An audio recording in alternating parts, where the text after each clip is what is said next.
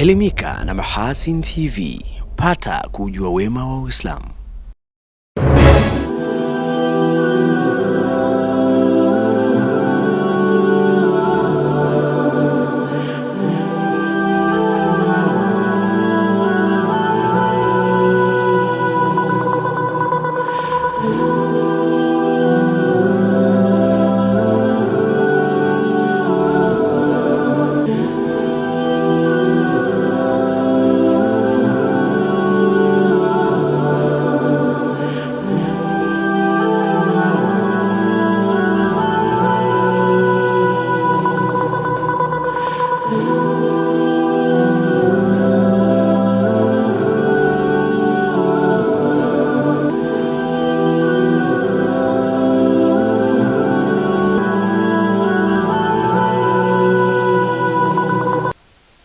Assalamu alaikum wa rahmatullahi wa barakatuh. Habari za wakati huu mtazamaji wa Mahasin TV popote pale ulipo. Ni siku nyingine tena tunakutana katika kapu la habari. Mimi Hilal Sefu Riami ndio kusomea habari za kitaifa. Na katika habari za kimataifa utakuwa naye Saadi Sulemani. Awali ya yote tunaangazia muhtasari wake. Serikali mkoani Mwanza yaja na mpango mkakati kukabiliana na wimbi la watoto wanaoishi na kurandaranda mitaani. Vijana wanaohitimu mafunzo ya awali ya kijeshi operesheni miaka 60 ya Muungano watakiwa kutumia mafunzo hayo kwa maslahi ya taifa.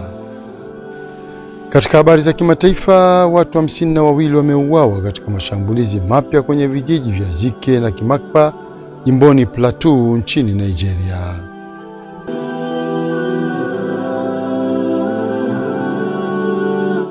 Na mkapu la habari linaanzia jijini Mwanza. Mkoa wa Mwanza bado unakabiliwa na tatizo la watoto wanaoishi mitaani, ukishika nafasi ya pili baada ya jiji la Dar es Salaam, hatua inayolazimu mkoa huo kuzindua mpango mkakati kukabiliana na tatizo hilo. Saadi Suleiman na taarifa kamili. Mwaka 2024 mkoa wetu uliwatambua watoto wapatao 2380 na kuwaunganisha na huduma mbalimbali zikiwemo elimu, afya, ulinzi, elimu ya ufundi na baadhi yao kuunganishwa na familia zao. Idadi hii ni kubwa na inafanya mkoa wa Mwanza kuwa wa pili kitaifa baada ya mkoa wa Dar es Salaam kwa kuwa na idadi ya watoto wengi wa mitaani. Katika kukabiliana na tatizo hilo, mkoa wa Mwanza unaweka historia kuwa mkoa wa kwanza nchini kuzindua mpango mkakati wa namna ya kukabiliana na tatizo la watoto wa mitaani. Kwa msingi huu ni lazima kuzindua mkakati huu na kuusimamia ili kuweza kupunguza ama kutokomeza tatizo la watoto wa mitaani ambao baadaye wanaweza kuleta madhara makubwa kwao hata kwa taifa kwa ujumla. Mmekuwa mkisikia huko Dar es Salaam Panya Road wengi ukiwatathmini ndio hao watoto wa mitaani. Lakini mmekuwa mkisikia wizi mdogo mdogo katika mitaa, ukichunguza wengi wao ni hawa. Akizungumza na makundi mbalimbali yanayojihusisha na malezi ya watoto katika uzinduzi rasmi wa mkakati huo wa kutokomeza watoto mitaani, Mtanda amewataka wazazi kuzingatia malezi ya watoto wao kwa kuzingatia sheria ya mtoto sura ya 13 kifungu cha nambari 8 na 9. Adhabu ya shilingi milioni 5 au kifungo cha miezi isiyozidi 6 au vyote kwa pamoja inaweza kutolewa kwa mzazi au mlezi ambaye hashughuliki na matunzo, ulinzi na usalama wa mtoto wake. Kwa hiyo maafisa ustawi wa jamii mko hapa, nendeni kashirikianeni na watendaji wa serikali wa ngazi mbalimbali ikiwemo jeshi la polisi, wazazi ambao wana tabia ya kuacha watoto wao bila ulinzi, bila usalama wao, bila matunzo yao, wafikishwe kwenye vyombo vya kisheria ili waadhibiwe kwa sababu wanafanya makosa. Lakini je, mkakati wenyewe ni upi? Mkuu wa mkoa Saidi Mtanda anafafanua. Kwanza kutambua hao watoto wenyewe ni wakina nani, wako wangapi, wametoka wapi na wakina nani wana wajibu wa kufanya hivyo. 3, kuimarisha uchumi wa kaya Kwa hiyo serikali ya mkoa, taasisi hizi binafsi tumekubaliana ku-identify hii nyumba za namna hizo. Wale wanaopitia TASAF wapitie, wale wengine wanaohitaji msaada wasaidiwe, ili tuimarishe uchumi wa kaya. Kuwa na daftari la watoto waliotoroka vijijini na mitaani. Kila serikali ya mtaa iwe na roster yake. Mkakati mwingine ni kutekeleza sheria hii ambayo nimeisema. Lakini mkakati mwingine ni kuwaunganisha na watoto hawa na familia zao. Lakini mkakati mwingine ni kutoa elimu ya malezi, ulinzi wa mtoto. Huu ni mkakati endelevu. Uzinduzi huo pia umewashirikisha maafisa ustawi wa jamii wa wilaya za Nyamagana na Ilemela, ukienda sambamba pamoja na ugawaji wa vyeti kuvitambua baadhi ya vituo vinavyojihusisha na malezi ya watoto. Wanafunzi wa vyuo vikuu nchini wamehimizwa kutumia fursa mbalimbali zinazotokana na ukuaji wa lugha ya Kiswahili duniani, ikiwemo kufundisha lugha hiyo kwa wageni pamoja na kujihusisha na kazi za uandishi na utunzi wa kazi za fasihi. Ramadhani Idi kutoka mkoani Morogoro anatuarifu zaidi. Wito huo umetolewa katika kongamano la 15 la Chama cha Wanafunzi na Wahitimu wa Kiswahili wa Vyuo Vikuu Tanzania CHAWAKITA lililofanyika kitaifa mkoani Morogoro, likiwakutanisha wanachama wake kutoka vyuo mbalimbali vya Tanzania bara na Zanzibar. Fursa zipo, kikubwa tuwe ni wenye kuthubutu, hasa katika kazi za uandishi, katika kazi za uhariri. Yatupasa tufanye vizuri katika sehemu hizo. Kwa hiyo fursa ziko wazi, tusiishie kulalamika kwamba fursa za Kiswahili hazipo. Lakini pia serikali ya Jamhuri ya Muungano wa Tanzania imetangaza vituo vingi ambavyo viko nje ya nchi na balozi mbalimbali, ambazo hivyo katika balozi hizo kuna masuala ya Kiswahili yanaendelea, wanasoma Kiswahili hata wasio watu wa Kiswahili. Unaweza ukasomea kufundisha wageni na ukapata cheti haswa, ambayo yani baadaye inakuja kukupa chance ya kuwasomesha wageni, na kwa yani ujira au yani unapata yani pesa au ujira mkubwa kwa kuwasomesha wageni. Mimi nilipata, kusema kweli, nilipata fursa, lakini nilikuwa na mambo mengi kidogo, kwa hiyo sikuweza kuchukua ile yani kwenda kusomea kufundisha wageni. Lakini ni kwamba watu waendelee kukipenda Kiswahili, waendelee kukitumia Kiswahili, manake Kiswahili ni adhina, Kiswahili ni urithi, Kiswahili ni bidhaa.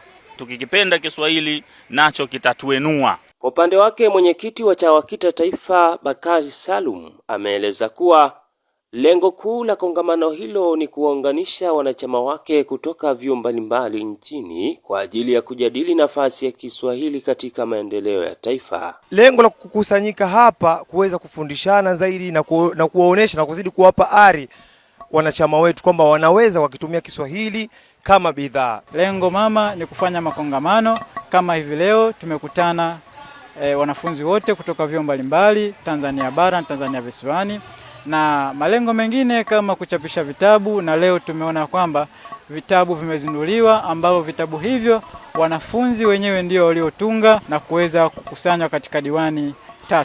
Mgeni rasmi katika kongamano hilo ambaye ni mwandishi na mtangazaji mkongwe wa vyombo vya habari nchini Salim Kikeke amewahimiza wanafunzi kutumia Kiswahili fasaha katika kazi zao za kila siku, akisisitiza kuwa lugha hiyo sasa ni hazina na fursa ya ajira, maarifa na utambulisho wa kitaifa. Sisi tunajinadi kama Kiswahili ni cha kwetu, lakini kuna mataifa yameingia kujifunza Kiswahili ili yakizungumze Kiswahili, yakifahamu Kiswahili na kuingia katika soko hilo moja ambalo limekuwa soko la ushindani. Kwa hiyo ni muhimu sana kuhakikisha kwamba lugha ambayo tunaizungumza, lugha yetu ya Kiswahili, tunaizungumza kwa ufasaha.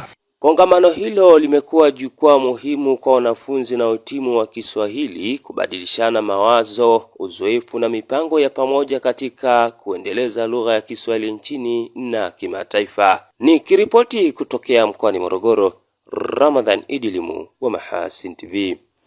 Chama kikuu cha ushirika katika wilaya ya Masasi, Mtwara na Nanyumbu mkoani Mtwara MAMCU kimefanikiwa kulipa zaidi ya shilingi bilioni 370 kwa wakulima wa korosho waliouza korosho zao kupitia minada 12 iliyofanyika mwezi wa 11 na 12 mwaka jana. Taarifa kamili na Saadi Suleiman.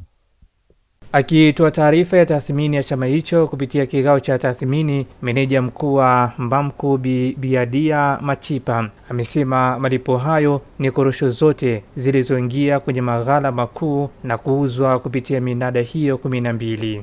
Pesa zote kiasi cha shilingi bilioni 370,797,782,645 zimepelekwa kwa wakulima. Kati ya vyama 202, vyama 198 vimekamilisha malipo na vyama 4 kutoka halmashauri ya Nanyamba havijakamilisha malipo kutokana na upotevu wa korosho kwenye maghala yao ya vyama vya msingi. Yaani korosho hizi hazikufika kwenye maghala makuu. Kufuatia vyama 4 kutoka Nanyamba kushindwa kukamilisha malipo, mrajisi msaidizi wa vyama vya ushirika mkoa wa Mtwara, Bi Grace Masambadi, ameiomba taasisi ya kuzuia na kupambana na rushwa TAKUKURU mkoani humo kufuatilia sakata hilo. Yaani uwezi amini ni watu 3 ndio wanaodai hiyo 108. Ina maana hawa watu walipeleka hela cash wanunulie mzigo, alafu wakawauzia ule mzigo wa wakulima. Na Mungu ni waajabu sana. Yaani kama Deo asingeshtuka mapema mdada wa 8 kuanza kuzuia, ina maana tungewalipa hawa watu. Tungekuwa tuna bonge la msururu nyuma la wakulima wadogo wanaodai. Walikuwa 89 na nikangomba fulu. Hakuna mkulima anayedai pale. TAKUKURU uko hapa. Naomba ulifuatilie Jumatatu, nataka majibu. Naomba tafadhali. Akimwakilisha mkuu wa wilaya ya Mtwara Abdallah Moipaya, mwenyekiti CCM wilaya ya Mtwara vijijini Nashiri Pontia, ambapo amesema kuwa lawama za malipo ya wakulima zinaenda moja kwa moja kwa chama cha CCM kwa kuwa ndicho kilichoshika dola, jambo ambalo linaweza kuondoa imani kwa wananchi. Hivyo ni vyema hatua za kisheria zichukuliwe haraka. Ndugu zangu, kama kusameheana, tumesemeana vya kutosha sana. Tutakaa na mkuu wa wilaya, tutakaa na mkuu wa mkoa, na tuwaambie wale wote ambao mpaka sasa hivi hawajarejesha fedha wakamatwe haraka iwezekanavyo, wawekwe ndani. Kama ana simu auze, kama ana nyumba auze, kama ana shamba auze, alipe pesa za wananchi. Mimi niko pamoja na msajili hapa alivyomwagiza TAKUKURU. Hivyo unajisikiaje kwamba kuna mkulima anadai pale hela zake za korosho, alafu wewe umepokea fedha na umetumia kwa matumizi ya kwako binafsi? Hivi unajisikiaje pale kijijini? Kikao hicho cha tathmini kimelenga kujadili changamoto zilizojitokeza katika ununuzi wa zao la korosho katika msimu uliopita na kuangalia namna ya kutatua changamoto hizo. Jijini Dodoma, vijana wanaoheshimu mafunzo ya awali ya kijeshi operesheni miaka 60 ya muungano katika kambi mbalimbali za Jeshi la Kujenga Taifa nchini wametakiwa kuyatumia mafunzo hayo kwa maslahi mapana ya jamii zinazowazunguka na taifa kwa ujumla.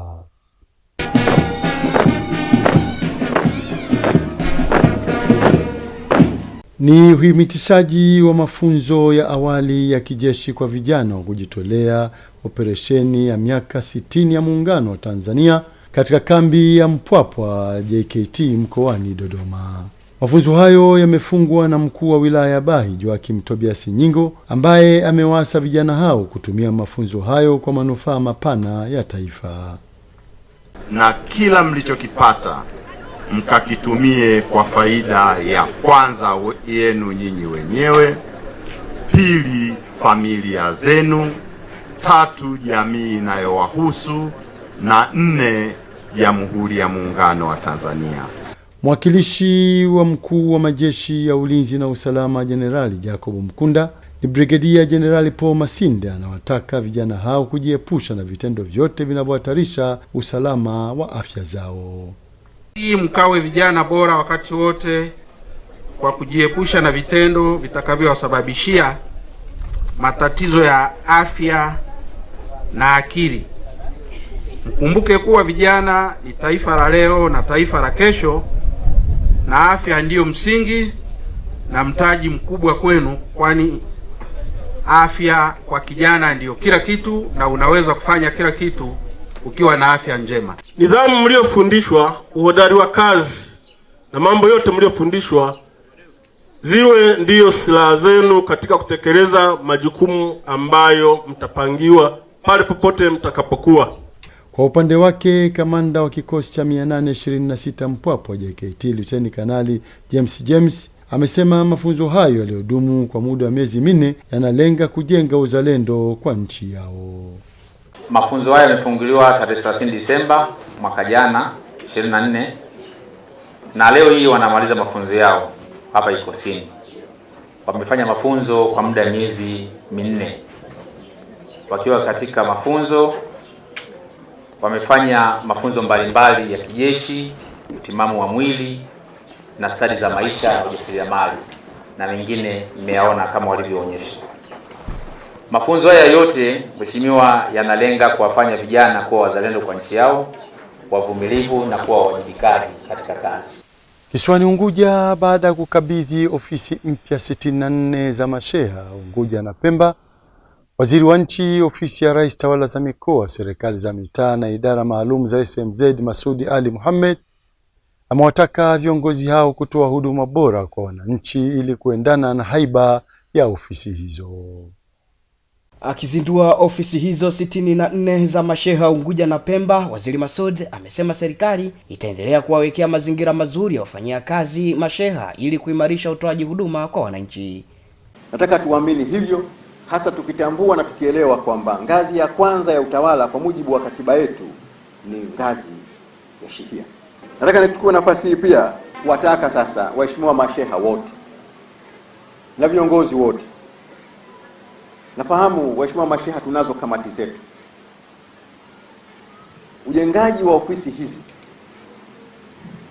ukaendane sambamba na uimarishaji wa utendaji kazi na kupata ufanisi bora zaidi. Aidha, amewahimiza wananchi kuzitumia ofisi hizo ili kuondosha msongamano wa utafutaji huduma kwenye ofisi za wilaya na mikoa, lakini pia kuzitunza. Sote tuliokuweko hapa kuzitunza ofisi hizi, tukiamini kwamba zitatutumikia sote na zitakuwa na maana makubwa kwetu sote. Kwa hiyo kila mmoja wetu watakaotumia na watakaokuja kufuata huduma, wajibu wetu ni kuzitunza. Haitaleta maana kesho unakuja hapa, leo inaonekana ina haiba nzuri, vitasa vinafanya kazi, rangi nzuri, lakini kesho ukipita zimechorwa na mikaa, mlango umerejeshwa kwa tofali, na yasema yale ambayo katika baadhi ya maeneo huwa yanatokea. Tunapata kitu kizuri, lakini baada ya muda mfupi uzuri wote unaondoka. Wajibu wa kutunza ni wa kwetu sote. Awali, Katibu Mkuu Ofisi ya Rais Tawala za Mikoa, Serikali za Mitaa na Idara Maalum za SMZ Isa Mahfudh Haji amesema uwepo wa ofisi hizo unakwenda kurahisisha utendaji kazi wa masheha na kuhifadhi nyaraka za serikali. Awali kulikuwa kuna changamoto kubwa za kuweza kumpata mheshimiwa sheha wa shehia. Unakwenda nyumbani kwake unaambiwa hayupo, unakwambia hivi, lakini hivi sasa natumai kwa kuwa wao ni watumishi kama sisi wa serikali, watakuwepo muda wote kwenye ofisi zao. Tumekuwa na changamoto muda mrefu sana ya wenzetu hawa ya mazingira mazuri ya kufanya kazi. Tunawapa shida, tumewapa kazi lakini mazingira yao kufanya kazi hayakuwa mazuri. Inabidi nyumba zao zitumike kama maeneo ya kusuluhisha kama ofisi. Sasa hii wakati mwingine inaleta tabu. Hata wale ambao wanaleta kesi zao wanatarajia wapate usiri kwenye kusikilizwa yale ambayo wanapeleka mbele ya viongozi wetu hapa. Ofisi za masheha 64 zimeshakamilika kwa Unguja na Pemba, kati ya ofisi za masheha 388 zinazotarajiwa kujengwa na mkandarasi kikosi cha Volunteer Zanzibar KVZ. Na kwa taarifa hiyo ndo kunahitimisha kapu la habari kwa habari za kitaifa. Tupate mapumziko mafupi na kisha tarejea hapa kuangazia habari kutoka nje ya mipaka ya Tanzania. Hii ni Mahasin TV, pata kujua wema wa Uislamu. Mahasin TV, channel namba 455 katika kingamuzi cha Azam.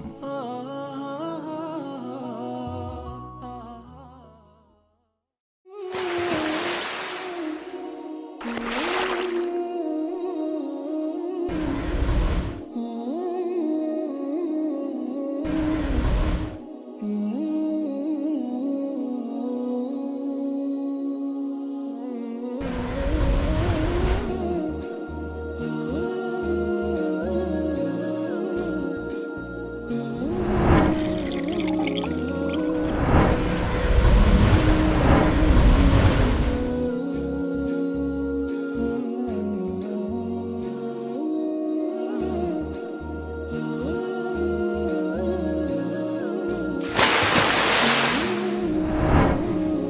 Kunywa maji safi na salama ya uhai. Bidhaa bora ya Bakhresa.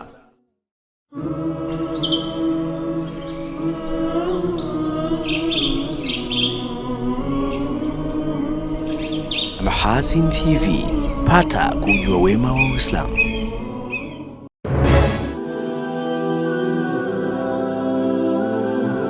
Karibu tena mtazamaji wa Mahasin TV, na sasa ni wasaa kuziangazia habari za kimataifa kama zilivyoandaliwa naye Saadi Suleiman. Karibu kwa upande wa habari za kimataifa. Watu 52 wameuawa katika mashambulizi mapya kwenye vijiji vya Zike na Kimakpa jimboni Plateau, Nigeria, kutokana na migogoro ya ardhi kati ya wafugaji wa Fulani na wakulima.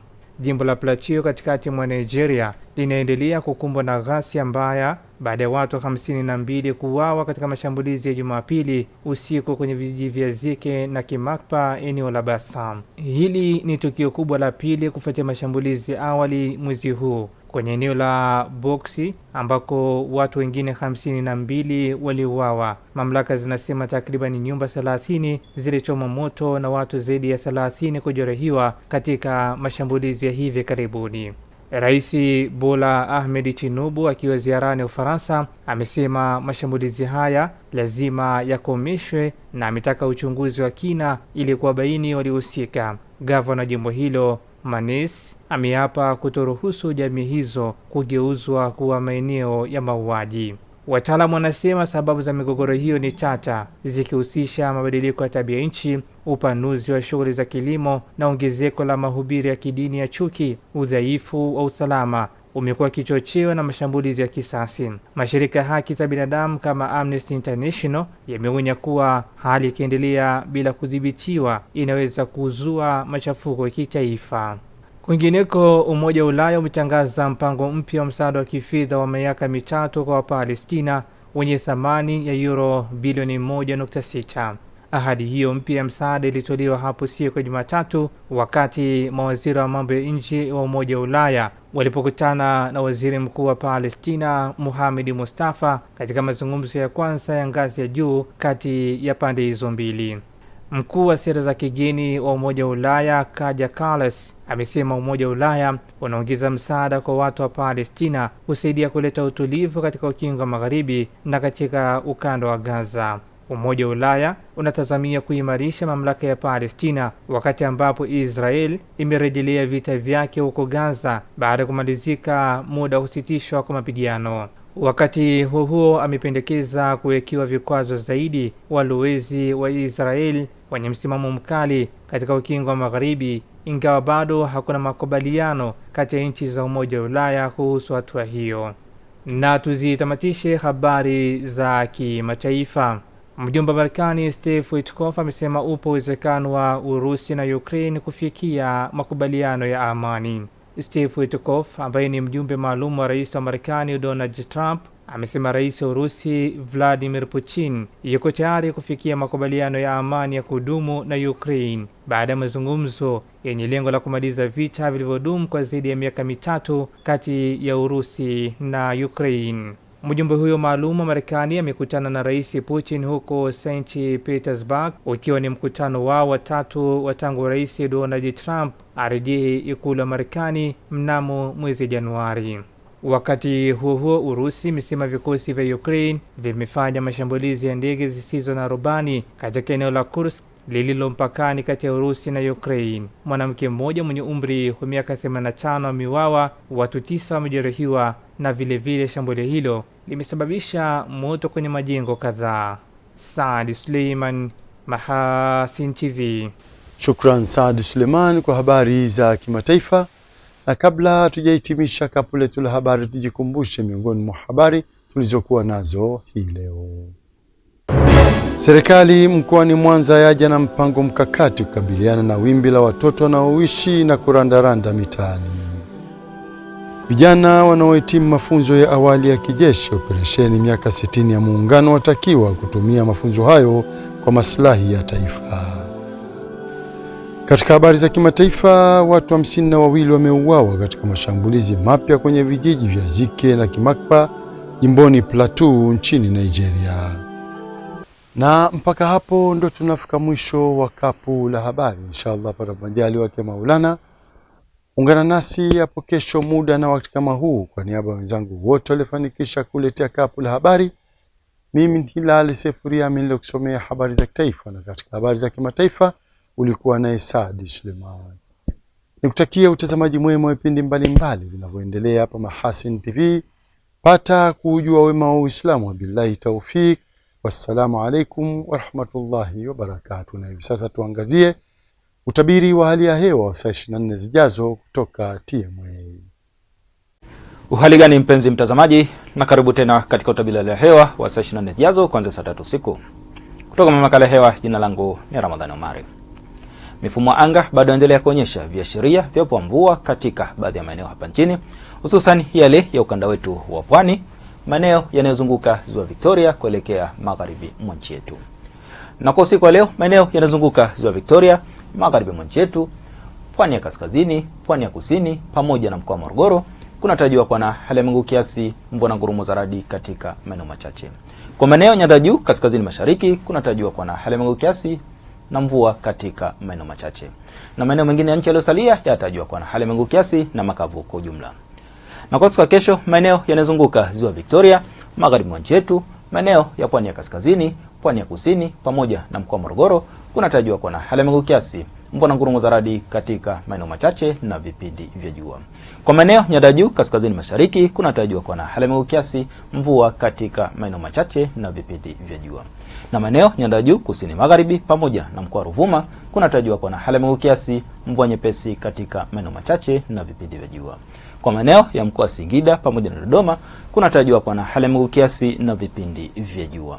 Na kwa upande wa upepo, tunatarajia upepo kuvuma kwa kasi ya kilomita 30 kwa saa, hususan katika maeneo ya pwani yetu ya kaskazini pamoja na Ziwa Nyasa. Kwa maeneo ya pwani ya kusini pamoja na Ziwa Victoria, tunatarajia upepo kuvuma kwa kasi ya kilomita 20 kwa saa. Kwa maeneo ya Ziwa Tanganyika, upepo unatarajiwa kuvuma kwa kasi ya kilomita 10 kwa saa. Hali ya bahari pamoja na ziwa inatarajiwa kuwa na mawimbi madogo hadi makubwa kiasi. Na sasa tupate utabiri wa siku zijazo kwa baadhi ya maeneo hapa nchini. Kwa mkoa wa Dar es Salaam tunatarajia vipindi vya mvua kuendelea katika maeneo machache.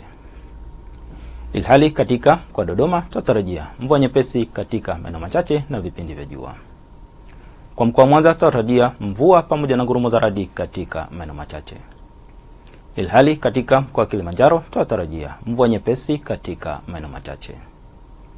Na maeneo ya mkoa wa Mbeya tunatarajia mvua pamoja na ngurumo katika maeneo machache. Kwa mkoa wa Morogoro tunatarajia vipindi vya mvua kuendelea katika maeneo machache.